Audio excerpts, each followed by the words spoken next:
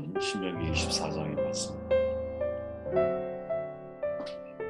13절 말씀이 제가 있습니다. 해질 때에 그 전당문을 반드시 그에게 돌려줄 것이라. 그리하면 그가 그 옷을 입고 자며 너를 위하여 축복하리니 그 일이 내 하나님 여호와 앞에서 내 공의로움이 되리라. 아멘. 사회적인 약자를 배려하라 라는 제목이고요. 배려에 대해서 사회적인 약자를 돌보는 게 매우 중요한 일이구나. 이게 사회 정치적인 문제가 아니라 사실은 대단히 중요한 신앙적인 문제구나 라는 각도에서 말씀을 함께 나누었으면 좋겠습니다. 신명기 24장은요. 보통 신명기의 복음이라고 부를 정도로 은혜에 대해서 강조하는 장입니다. 다 읽어보셨겠지만 되도록이면 꼭 읽고 들어오시면 좋겠어요. 그 장에 대해서. 24장에 나오는 지침들은 모두 사회적인 약자를 배려하라는 취지에서 주어지죠. 사회적인 약자에 대한 성경적인 관점은 아주 명확합니다. 이것은 사회 정치적인 문제가 아니라 신앙적인 관점에서 다루어야 할 문제라고 하는 것이죠. 쉽게 말하면 내가 하나님을 믿는다면 사회적인 약자를 배려해야만 한다. 이렇게 말한다라는 거예요. 내가 내 안에 하나님에 대한 신앙이 있어, 경외하는 마음이 있어. 근데 사회적인 약자에 대해서 내가 눈을 찔끔 감고 살아. 이건 내가 신앙이 없는 문제라는 거죠. 이것을 단순히 사회 정치적인 문제로 바톤을 넘길 것이 아니라 이것은 나를 향하신 하나님의 말씀이구나. 내 신앙이 정말 하나님께 온전하게 세워진다면 약자에 대한 관심과 태도를 분명하게 해야 한다라는 것이죠. 그 내용이 뭘까? 어떤 내용을 말할까? 이 질문에서부터 말씀을 함께 시작해 볼게요. 1절 말씀을 제가 읽으면 사람의 아내를 맞이하여 들어온 후에 그에게 수치되는 일이 있음을 발견하고 그를 기뻐하지 아니하면 이혼 증서를 써서 그의 손에 주고 그를 자기 집에 내보낼 것이요. 힘 있는 자가 먼저 도와야 된다는 거죠. 모세는 먼저 이혼에 대한 지침을 얘기하잖아요. 당신은 남성 중심의 사회였기 때문에 이혼의 결정권은 여자에게 없었어요. 이것을 이해해야 한다는 거예요. 남편에게만 있었거든요. 남편이 아내에게 수치스러운 일을 발견하여 1절에 있는 말씀처럼 예를 들어서 간음을 했어, 아내가. 이것을 염두한 표현이긴 하지만 이제 후대에는 여러 다른 이유로 이 내용이 또 해석이 되기도 해요. 그럴 때는 이혼 증서를 써서 합법적으로 결혼을 이제 또 다른 사람과 결혼할 수 있는 증서를 주는 거죠. 아내가 싫어졌다고 미워졌다고 해서 다시는 결혼할 수 없게 만들지 말라고 하는 거예요. 왜? 주도권을 남자가 가지고 있었으니까. 증서를 써줌으로 인하여 여권 신장을 일으키고 계시는 것이죠. 또 24장 14절에 보면 분구하고 비난한 품꾼은 너희 형제든지 내 땅 성문 안에 우고하는 객이든지 그를 학대하지 말아라. 품삯을 당연히 주고 해집까지 미루지 마라. 이는 그가 가난함으로 그 품삯을 간절히 바랍니다. 그가 너를 여호와께 호소하지 않게 해라. 그렇지 않으면 그것이 네게 죄가 될 거야. 이렇게 말하죠. 사람을 고용을 했어. 그럼 당일날 품삯을 주라는 거예요. 왜? 그가 가난한 사람이거든요. 이거 하나 가지고 먹고 사는 거예요. 그랬을 때 그것을 미루거나 안 주려고 하면 그것이 얼마나 폭력적입니까? 두 가지를 하지 말라 그러죠. 그런 사람에게 학대하고 일을 시키는 거, 또 품삯을 미루는 거. 그러니까 고용주는 고용인의 마음을 철저하게 이해하고 정당한 대가를 지불하고 사람을 심려고 해야 하는 거예요. 왜? 임금을 주는 것이 그 사람의 가치를 제대로 우리가 인정해 주는 거잖아요. 그죠? 줄 수 있는 능력이 없으면 다른 일을 할 수 있도록 배려를 해줘야 되는 것이고, 만약에 내가 일을 시켰다면 무엇보다 우선적으로 그 사람의 품삯에 대해서 책임을 져야 된다는 것이죠.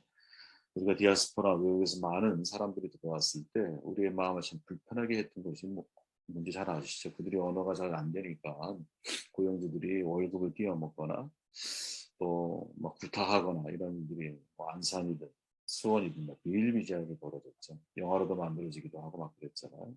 가슴 아픈 일이죠. 우리도 옛날에 일교를 겪었던 사람들인데 우리도 힘든 우리고개 시절을 여러분 겪은 분들도 계실 텐데 그랬던 우리가 우리보다 어려운 사람들에 대해서 우리가 사랑으로 그들을 돌보지 않고 오히려 나의 강함을 상대의 약함을 들춰내는 폭력의 도구로 사용하는 이게 정말 하나님이 기뻐하지 않는 일인 것이죠. 그렇기에 지금 모세가 말하고 있는 이 내용 속에는 뭐가 있습니까? 힘 있는 자들이 약자를 도와야 한다는 것이 이게 신앙인의 관점이어야 된다.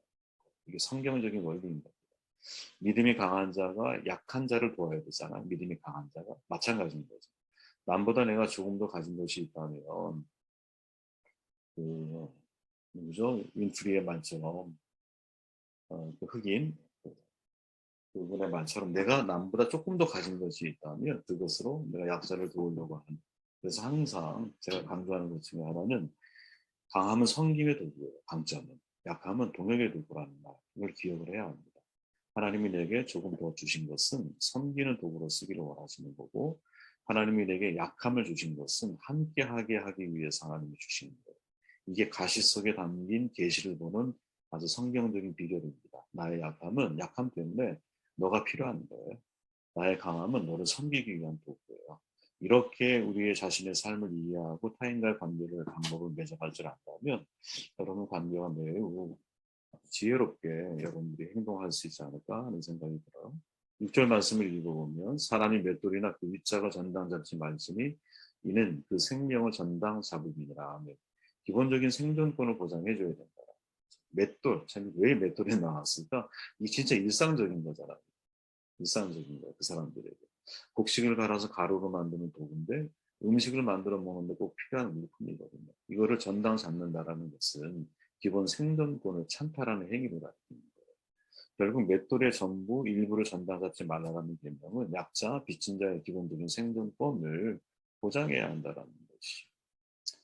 저는 이게 참 우리 사회의 합의가 되어져야 된다고 보는데 예수님을 영접한 성도는 약자를 영접하는 것도 잘해야 된다.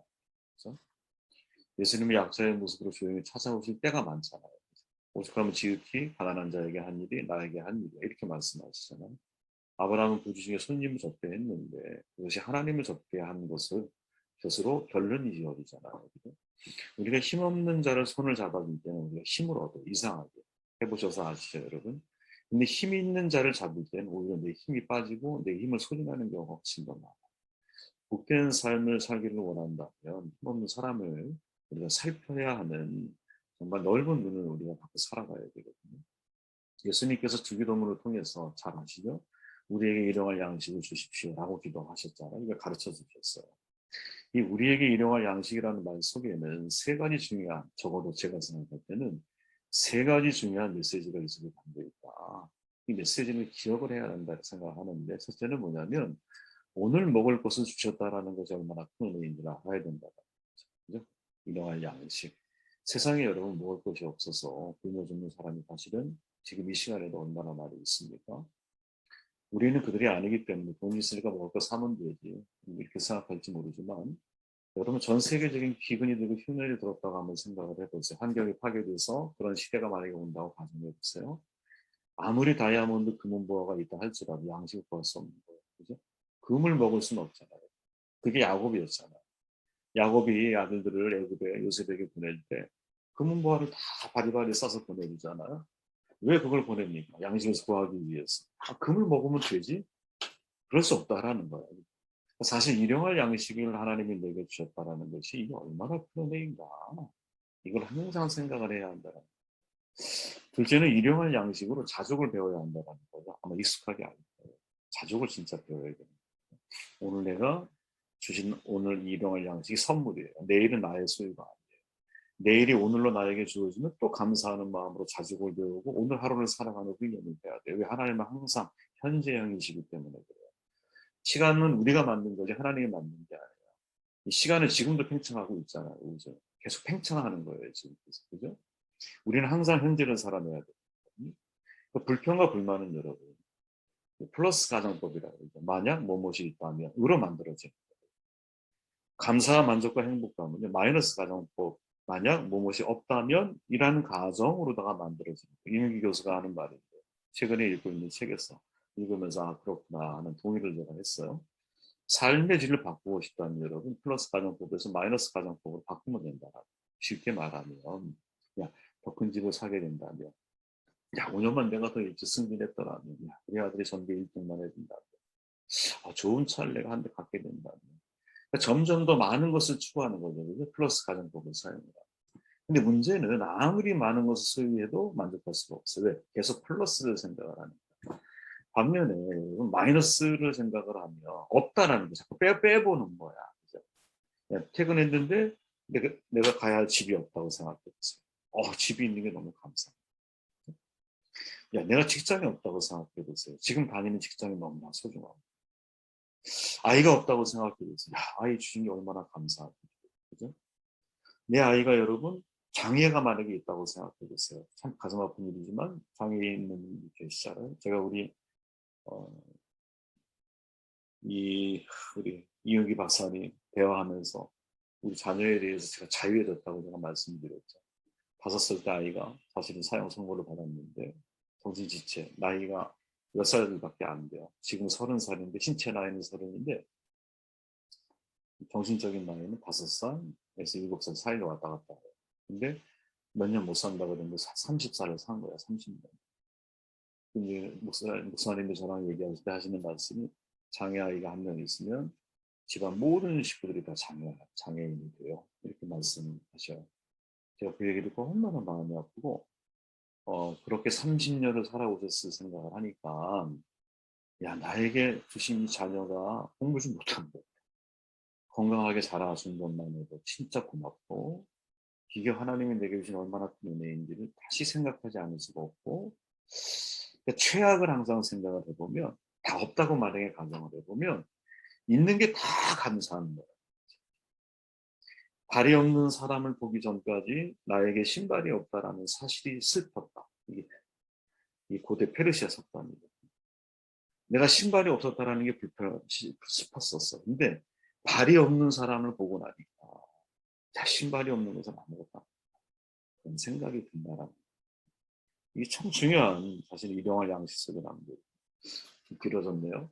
그리고 셋째로 중요한 게 뭐냐 이게 핵심인데 우리에게 일용할 양식이라는 거죠. 그죠?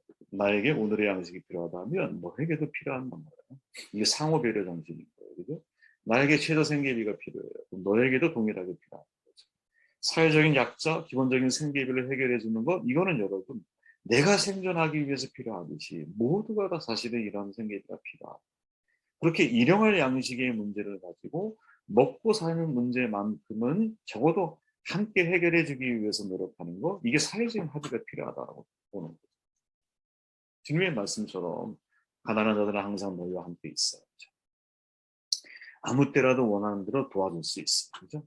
지금이 그런 때인 거죠. 우리 주변에 돌아보면 가난한 자들이 있어. 어떻게 해야 할까? 내가 힘이 닿는 데까지 그들의 기본 생존권을 조금이라도 도움이 될 수 있다면 나누고 나눔을 통해서 풍성한 삶을 만들어 이 세상의 부자들이 자유롭게 나누기 시작하면 굶주리고 가난한 사람이 어디 있겠어요. 이 죄라고 하는 본성, 그 이기심이 죄의 실체잖아요. 그 이기심이라고 하는 것이 얼마나 파괴적으로 세상을 병들게 하는지 우리는 깨달아야 되지 않겠나 하는 생각을 해봅니다.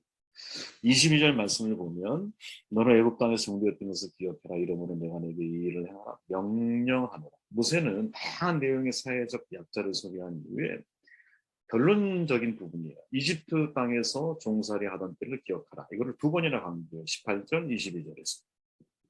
그들은 이집트에서 애굽에서 사회적인 약자로 지독한 차별과 학대를 받았던 너무나 고역이 고통스러워서 부르짖었는데 그걸 하나님이 들었다고 했잖아요. 그죠? 그래서 모세를 세우시고 출애굽하신 거잖아요. 그들을 정말 불쌍히 여기셔서 조건이 갖췄기 때문에 그들을 선택한 게 아니야. 잘났기 때문에. 뛰어나기 때문에. 강한 민족이기 때문에 전혀 아니잖아요. 오히려 정반대로 그들이 모든 민족 가운데 가장 적은 민족이고 히브리란 말 그대로 여러분. 정말 떠돌아다니는 인생을 살아가는 비류인 같은 삶을 살아가는 영원히 손님과 같은 인생을 살아왔던 민족입니다. 그를 선택하셔서 애굽에서 건져내시고 가나안에 들어가게 하시는 것. 이게 얼마나 큰 은혜입니다. 너에게 주어진 그 은혜가 얼마나 큰 것인지 그 은혜를 네가 깨달아야만이 베풀 수 있는 거지. 그래서 여러분 내가 사회적인 약자를 돌보려고 하는 마음 그것을 실천으로 옮기는 사람은 누구냐면 진짜 내가 어려운 시절을 경험해 봤던 사람이지. 우리가 흔히 웃으면서 이야기하지만 내가 돈을 꾸려고 할 때 여러분 부자한테 가나요? 안 그래요. 진짜 이상하게 함께 어려움을 겪어봤던 사람들 그들에게 내가 어려워도 손을 내밀게 되고 도움을 구하게 되지. 이게 인지상정인 것 같아요. 그죠? 예. 이제 아픔을 아는 거죠. 내 아픔을 알고 나의 고통을 알기 때문에 그들이 내가 편하게 받아들여지고 편하게 이야기할 수 있지. 은혜도 마찬가지라고 봐요. 내가 하나님께 용서받는 게 많은 사람일수록 사랑의 빛을 많이 갖고 있는 거예요. 내가 채무자 의식이 큰 사람일수록 다른 사람에게 베푸는 힘, 베푸는 양이 많아지게 되지. 우리가 이런 사람이 되었으면 좋겠어요. 저는 결론을 13절, 15절로 전원을 내리려고 그래요. 13절에 보면 해질 때에 그 전당물을 반드시 그에게 돌려줄 것이다. 그리하면 그가 그것을 입고 자며 너를 위하여 축복하리니 그 일이 내 하나님 여호와 앞에서 내 공로함이 되리라. 이 구절이 저의 마음속에 큰 도전이 되었습니다. 왜 사회적인 약자에 대해서 베풀어야 할까? 너무 간단해요. 사실 답은 이미 나와 있어요. 그죠? 가난하고 소외된 사람들, 그들이 약하기 때문에 누군가 돌보고 혜택을 주지 않으면 생존 자체가 어렵기 때문에 하나님을 내가 믿고 있다면 이러한 사회적인 약자에 대해서 긍휼을 베풀 수밖에 없어요. 은혜를 내가 알고 있다면 은혜를 나눌 수밖에 없는 거야. 근데 적어도 오늘 이 신명기 24장 13절이 우리에게 이야기하고 있는 내용은 또 다른 내용입니다. 왜 우리가 사회적 약자에 대해서 자비를 베풀어야 하느냐? 중요한 이유가 그 속에 있다. 아주 하나님이 명확하게 하시는 말씀이에요. 그게 뭡니까? 내가 사회적인 약자, 가난한 자에게 주는 그 나눔이 그 사람이 예를 들어 이 표현 그대로 어떤 사람이 옷을 전당 맡겼어. 근데 옷이 없으면 이 사람이 덮고 잘 게 없잖아. 너무나 불쌍해. 그래서 그냥 옷을 돌려줬어요. 그 사람에게. 그랬더니 그 사람이 그 옷을 입고 밤에 잠을 자는. 그럼 잠을 자면서 무엇을 기도하느냐?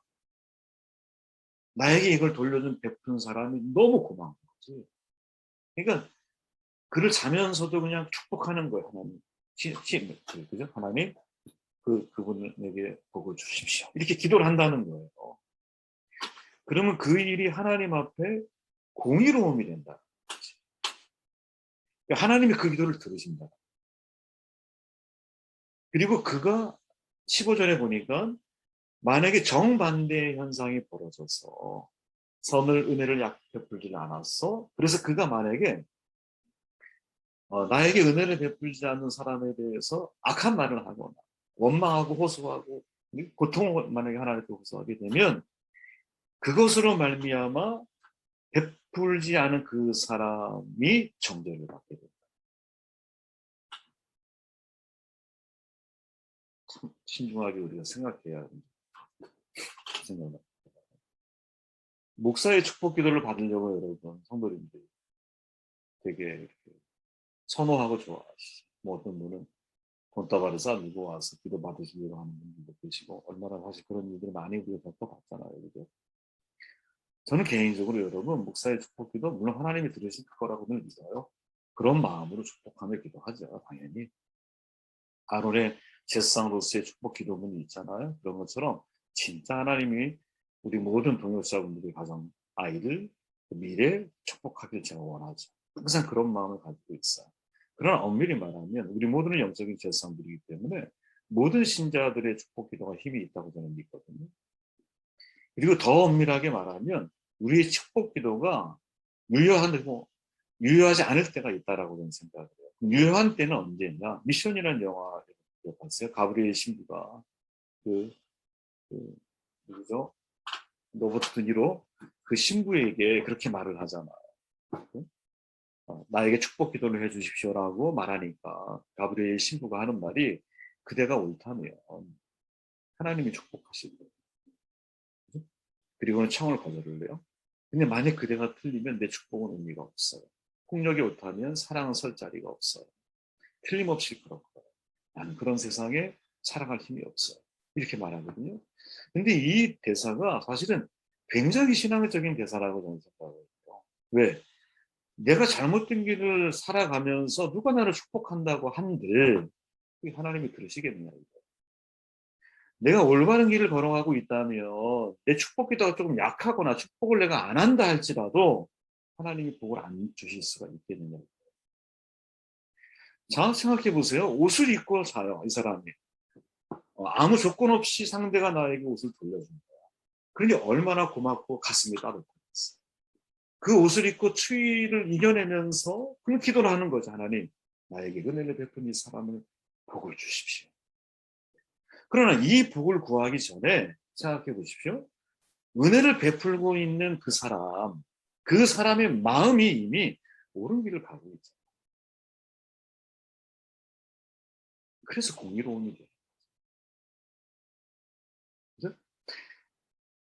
옷을 입고 자는 사람이 축복을 했기 때문에 이 사람에게 복이 임한다기보다는 사실은, 그죠? 그 약자를 내가 돌보고 있는 선택 자체가, 그들에게 은혜를 베풀고 있는 것 자체가 옳은 길이고 하나님이 말씀하신 신앙의 좋은 길이기 때문에 당연히 하나님이 나의 인생 가운데 공의로운 심판, 공의로운 판결, 공의로운 은혜를 우리에게 주실 수밖에 없는 것이 아닙니다. 생각을 하게 되었습니다. 네.